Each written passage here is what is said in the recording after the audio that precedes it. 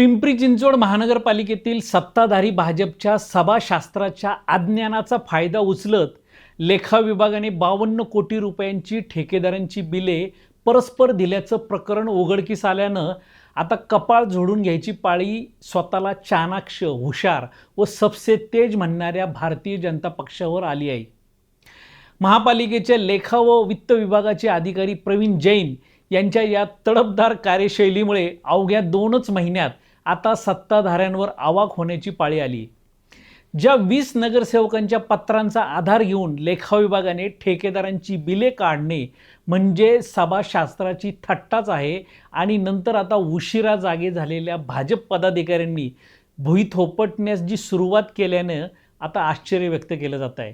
वास्तविक जी बिले दिली गेली त्या उपसूचनांसह सभागृहात मंजूर झालेला ठराव नगर सचिव विभागाने थेट लेखा विभागाला दिला असता तर ही प्रक्रिया कायदेशीर ठरली असती.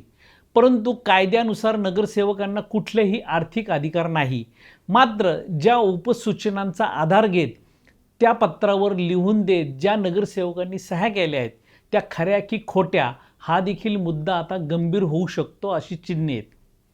लेखा विभागाच्या प्रतापाचा आणखी एक नमुना म्हणजे महापालिकेच्या ठेवी बँक ऑफ बडोदामध्ये अनेक वर्षापासून होत्या. मात्र अचानक प्रशासकीय राजवटीत या ठेवी बँक ऑफ बडोद्यामधून काढून बँक ऑफ महाराष्ट्रमध्ये ठेवण्यात आल्या. यात चुकीचं किंवा वेगळं काय असा प्रश्न साहजिकच कोणालाही पडू शकतो.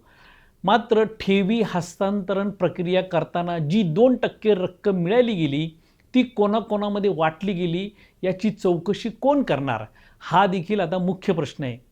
आणखी गंभीर बाब म्हणजे महापालिका ज्या BPMC ॲक्टनुसार चालते त्या कायद्यानुसार मार्चपासून झालेल्या आत्तापर्यंतच्या सर्व स्थायी सभाचा कार्यवृत्तांत तसेच झालेल्या 3 सर्वसाधारण सभांचा कार्यवृत्तांत अद्यापही पालिकेच्या वेबसाईटवर अपलोड केलेला नाही. आता हे अपलोड न होण्याची कारणे काय याचा शोध सत्ताधारी भाजप घेणार की अपलोड करण्यापूर्वी अजून काही घुसडण्याची संधी मिळण्यासाठी जाणीवपूर्वक ही प्रक्रिया मंदगतीने ठेवली गेली या असा प्रश्न निर्माण होतोय. एकूणच सत्ताधाऱ्यांच्या भोंगळ कारभाराचा व सभाशास्त्राच्या पायमल्लीचे व एकूणच कामकाज पद्धतीची उजेडात आलेली ही प्रकरणे अनुभवी भाजपच्या दृष्टीने नामुष्कीची म्हणावी लागतील.